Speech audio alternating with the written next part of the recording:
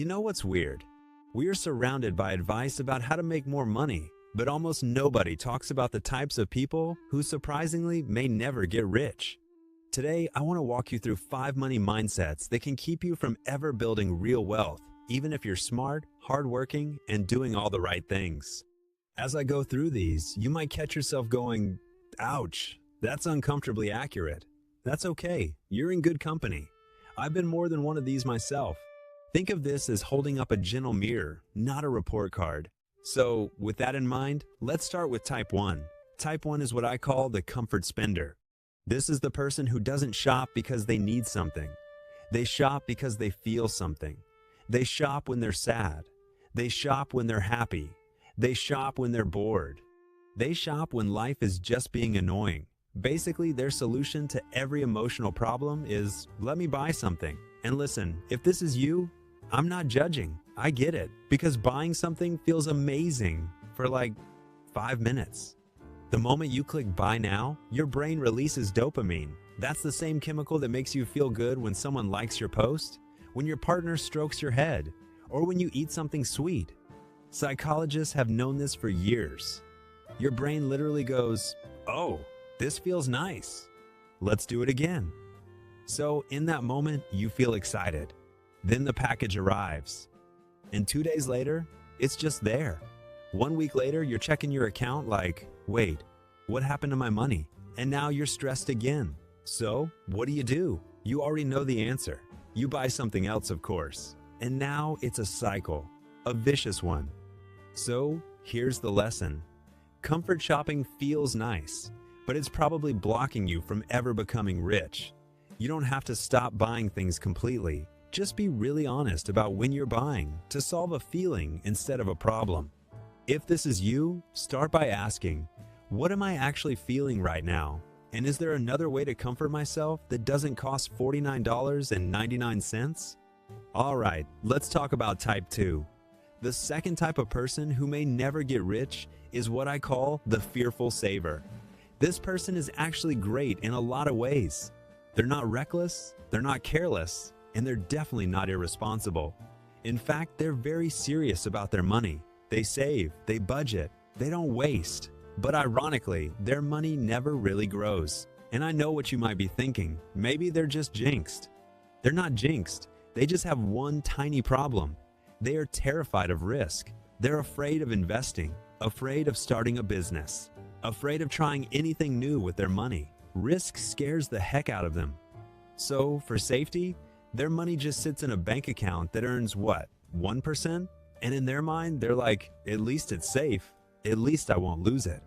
I really wish that were true for you, buddy. Psychologist and Nobel Prize winner Daniel Kahneman talks about something called loss aversion. It means human beings feel the pain of losing money much more strongly than the joy of gaining money. Fearful savers have a lot of loss aversion. In their brain, losing $100 hurts way more than gaining $100 feels good. So, what happens? They choose safety every single time. And slowly, safety becomes their prison. Now, am I saying you have to take wild risks with your money to become rich? When did I say that? Listen, all I'm saying is, yes, be careful. Yes, don't gamble your life savings. Yes, think and do your research before you invest. But don't let fear be the thing that keeps you poor, because you can't grow your money without at least a little bit of discomfort. If you never feel even slightly uncomfortable with your money decisions, you're probably not growing it. And as we go through these types, let's chat in the comments if you recognize yourself or someone you know. I'd love to hear which one feels a little too accurate. All right, let's talk about type 3, which is a very different flavor of money trouble, the I deserve it spender. This one is sneaky because on the surface, they often look responsible with money. They pay their bills, they might even save a little. They're not out here blowing cash on obviously crazy things. But there's this quiet leak in their money. And that leak sounds like one sentence. I deserve it. I've been through so much, I deserve it. I hate my job. At least let me enjoy something. I work hard. I deserve to treat myself. And honestly, they're not wrong. They probably do deserve nice things. They probably have been through a lot. The problem is when I deserve it stops being a thoughtful choice and becomes an automatic reaction. This type is often carrying old pain, like childhood struggle, years of hustling, feeling overlooked or deprived. So, money becomes their way of finally telling themselves, you matter. You're not that struggling person anymore. So, every time they feel stressed, exhausted, underappreciated, or triggered by old memories, the brain goes, remember how powerless we used to feel? Not anymore. We deserve this. And click. Another purchase, a little upgrade, another treat yourself moment. Individually, none of these are outrageous.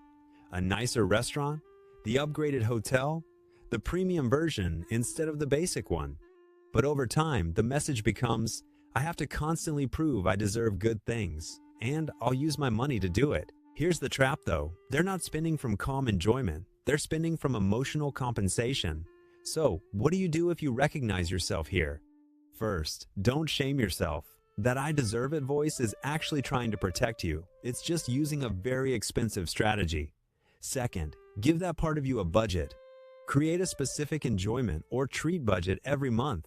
When you spend from that, you can actually enjoy it. Guilt-free, because it's planned, not sneaky.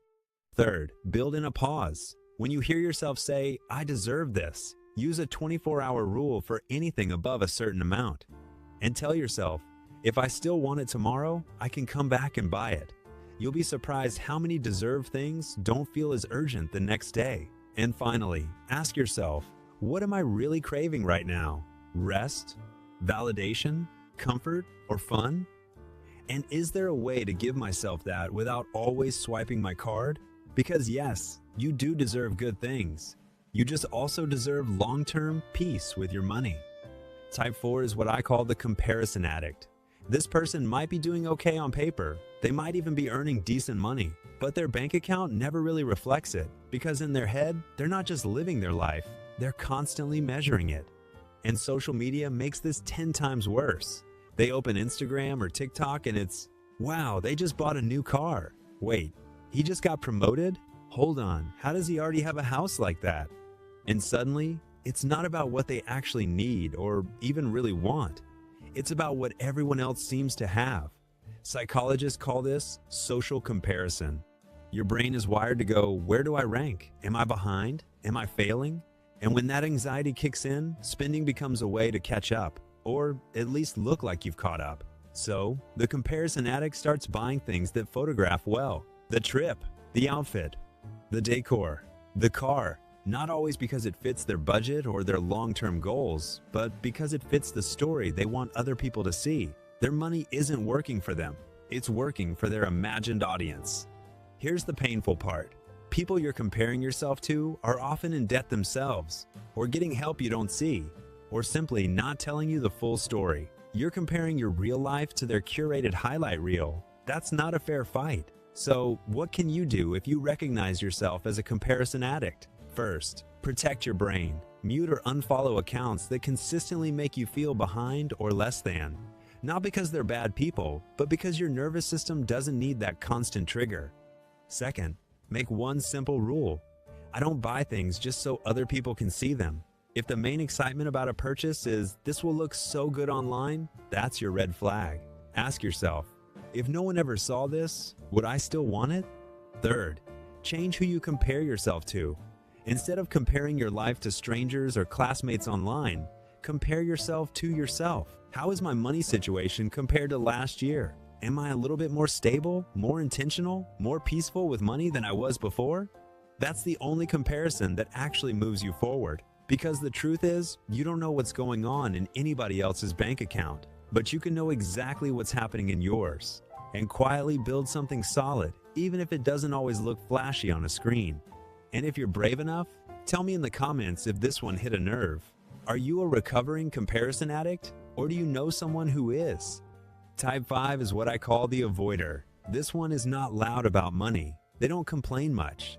They're not the ones starting arguments about finances. They just avoid it. They don't check their account. They don't look at their statements. They don't open bills. They don't budget. They don't plan. They don't calculate. You get the point. They basically bury their head in the sand and hope that somehow, magically, it'll all work itself out. Anytime a money-related issue comes up, their brain goes, I'll look at it later. I'll deal with it when things calm down. I'll check it when I feel ready. But later never really comes. Underneath that, avoidance is fear. It's like avoiding hospital test results. You kind of know something might be wrong, but you don't want the confirmation. So, the story becomes, if I don't see it, it's not real. But, dear friend, it is real. And while you're avoiding it, your money problems are quietly growing roots. Avoidance feels like relief in the moment, but it's actually creating long-term anxiety. You're never fully relaxed, because at the back of your mind, you know there's a pile of money stuff you're not facing. Here's the hard truth. You cannot change what you refuse to look at. Looking is power, avoiding is weakness. When you finally turn around and face your numbers, you take your power back, even if the numbers aren't pretty yet. So, if you recognize yourself as the avoider, here are 3 things to start doing. 1. Check your account every morning for the next 30 days. Yes, every morning. Think of it as therapy for your nervous system. At first, it might feel uncomfortable, but over time, your brain learns, I can look at this and survive. You're building tolerance and honesty. 2nd, write down all your bills and debts in one place, not swirling in your head, on paper, or in your notes app. List everything. Who you owe, how much, when it's due.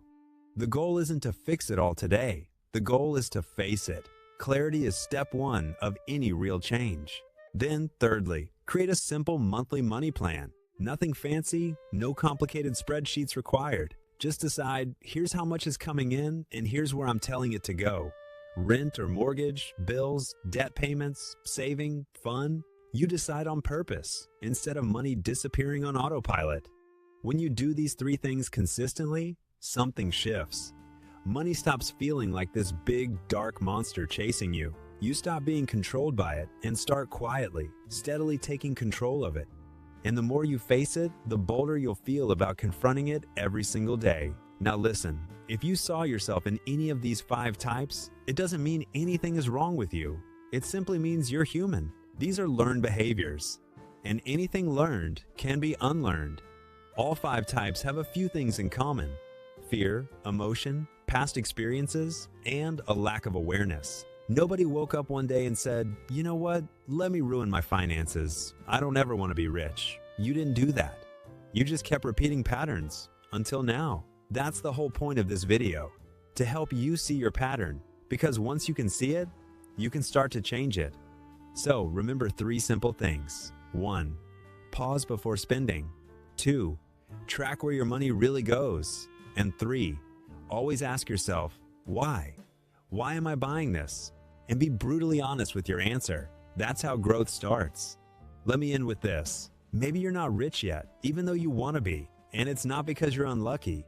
It might just be because you're stuck in one of these 5 patterns. Or maybe a pattern I didn't even mention. As long as those patterns stay the same, your money will stay the same. But now you know. And once you know, you can break it. That's how you stop struggling and start quietly building wealth. If this helped you, share it with someone who needs it. Not to shame them, but to help them. Now tell me in the comments, which type were you most surprised by? And if you want a part 2 on how to slowly rewire these money patterns, let me know down below. By the way, pass the basket round. We're collecting subscribers for the next video. I'll see you in the next one.